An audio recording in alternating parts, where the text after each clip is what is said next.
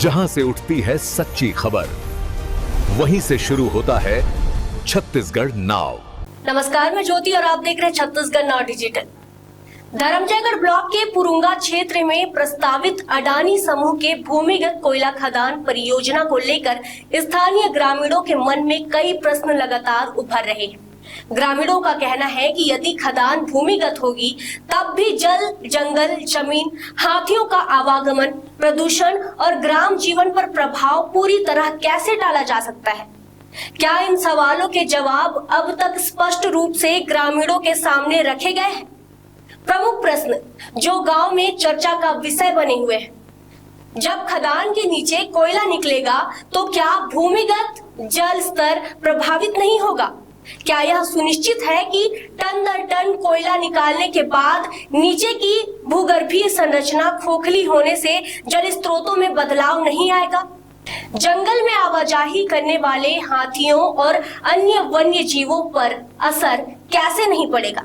क्या यह प्रामाणिक रूप से बताया गया है कि भूमिगत कंपन, मशीनों की आवाज, अंडरग्राउंड ब्लास्टिंग और मानव गतिविधियां वन्य जीवन को प्रभावित नहीं करेगी?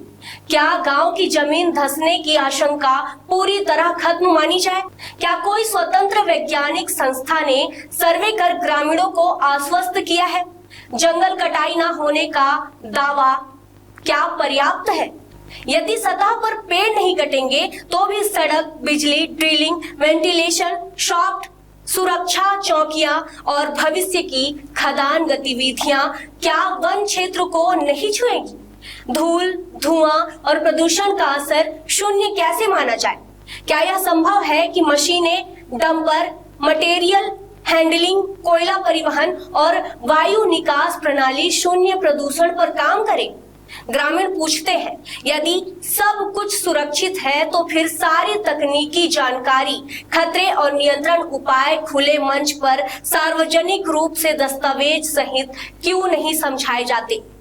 ग्रामीणों का कहना है कि हम विकास और उद्योग के विरोध नहीं है, लेकिन हमारी धरती, जंगल, आजीविका और आने वाली पीढ़ियों पर सवाल खड़े हो तो जवाब भी साफ और सार्वजनिक होने चाहिए। ग्रामीण यह भी मांग कर रहे हैं कि किसी मध्यस्थ के बजाय सीधे खुले मंच पर प्रशासन, विशेषज्ञ और कंपनी के अधिकारी संवाद करें। अडानी समूह की ओर से यह कहा जाता रहा है कि परियोजना रोजगार, विकास और स्थानीय सुविधाओं के विस्तार के अवसर लाएगी। कंपनी का दावा है कि भूमिगत खनन से प्रभाव न्यूनतम रहेंगे। हालांकि ग्रामीणों का कहना है कि वे दावे नहीं, ठोस प्रमाण और लिखित जवाब चाहते हैं।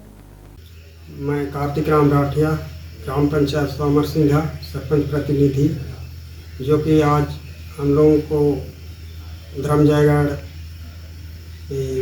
जनपद पंचायत सभा कक्ष में एसडीएम बुलाए। अब हम लोगों को बताए कि आप लोग कलेक्ट्रेट गए थे तो 24 घंटा वहाँ से समय मांगे थे, उसका फैसला आ गया है करके बोले और बताए कि आप लोग जितना भी आवेदन लिखे हैं उसमें कोई लागू नहीं आ रहा है।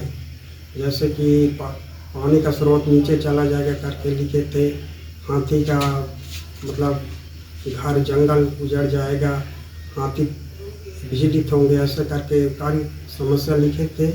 उसमें कोई मतलब लागू नहीं है, ऐसे करके हम लोगों को बोले। और जन सुनवाई मत रोको, जिस भी 11 तारीख को जन सुनवाई होगा उसी दिन मतलब पूरा बस्ती जन सुनवाई में शामिल होकर जो भी आपत्ति करना है उसी दिन करना, ऐसे करके बोले।